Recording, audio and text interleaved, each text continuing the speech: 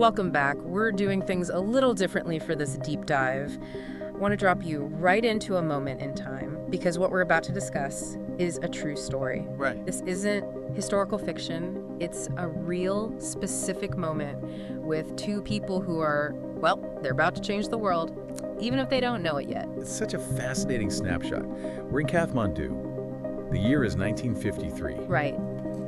And if you read about what it was like then, you have to forget the kind of serene, mystical place people imagine. It's loud, it's gritty. It really is. The atmosphere that's described is just thick. You can almost taste the dust kicking up from the streets. Yeah. And then cutting through all that dust, you have this constant sound of bells ringing. It must have been just sensory overload. Total overload. Yeah. And in the middle of those bells and that dust, you get this incredible collision of cultures. The expedition. Exactly, the British hunt expedition. So you've Yeah. got these European climbers with, gear piled high, mixing with the local Sherpas.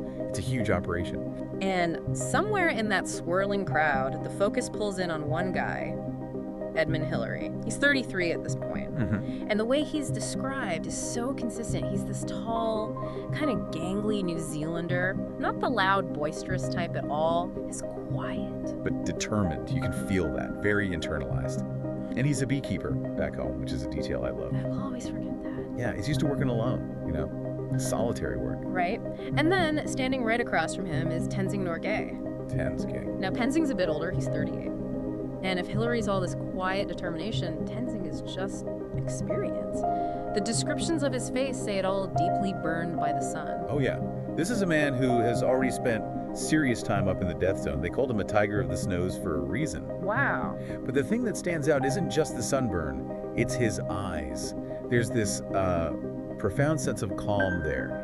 He's the anchor in all this chaos. So you have the tall, lanky Kiwi and the weathered, calm Sherpa, and they lock eyes for the first time on this dusty street. It feels so momentous now, looking back.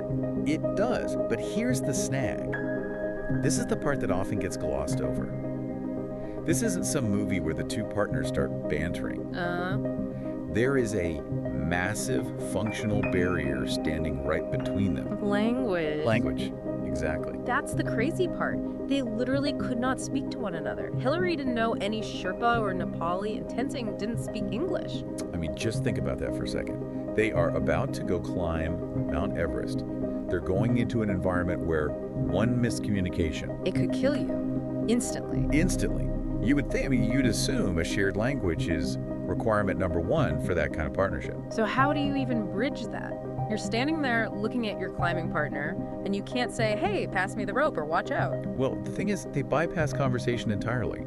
The connection didn't happen face to face. It happened side by side. Because they were both looking at the same thing. Exactly. They're both staring up at the same mountain. That visual, that's the key. When you have a single overpowering focus, getting to the top of that peak, all the technical stuff becomes a kind of universal language.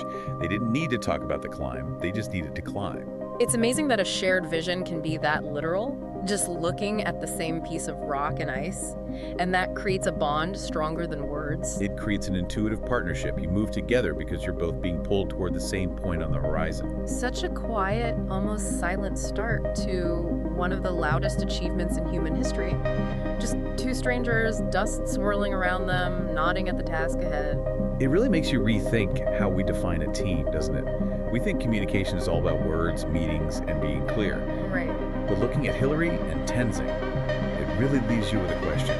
Can a shared goal, a shared focus, communicate more powerfully than words ever could? That is definitely something to chew on. Thanks for joining us for this deep dive.